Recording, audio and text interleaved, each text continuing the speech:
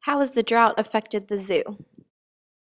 We've lost a lot of trees on the zoo grounds and on the rest of the zoo land, unfortunately. It also caused our well to go dry last summer. Luckily right now the aquifer is back up a little, but we paid to haul water in here for the animals. The fires in Bastrop broke out. We began clearing our fence lines so we would have a fire line. With the extreme drought, a wildfire scare is in place for the zoo. They need help creating temporary habitats for the animals in case of an emergency.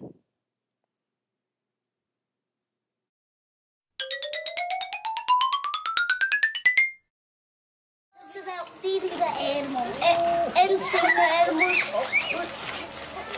Well, it's fun to see all these cool animals from different areas because depending on where you are, you'll see different animals, and it's just fun to watch and observe their things. It's cool how they see when they react when you do stuff. Like if you just wiggle your fingers, sometimes they'll stare at you thinking it's crazy, but it's kind of fun just to interact and see what the animals will do.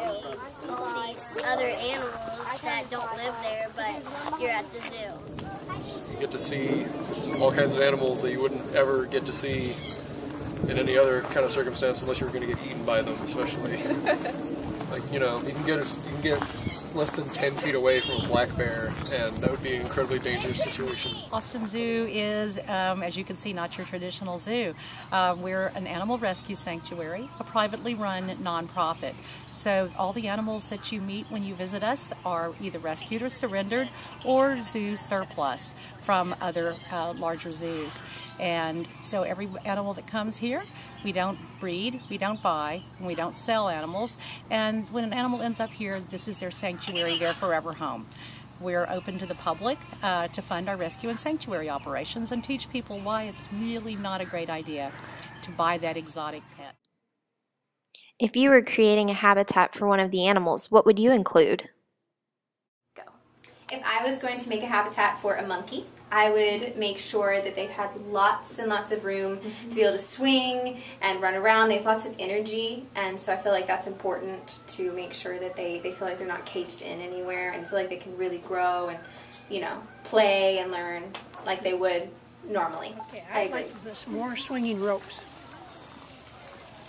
And I'd like to have a little more shade so that the big animals would have some incentive to come outside and Last thing we do bringing in new animals to try to make them comfortable with their enclosures. First and foremost, they always have to have some sort of shelter from, you know, rain, storms, snow, whatever it may be. And then something that's really comfortable for them as far as they feel kind of like they can hide there. Especially on busy days, we have a lot of kids, and I think a lot of them get a little nervous by that.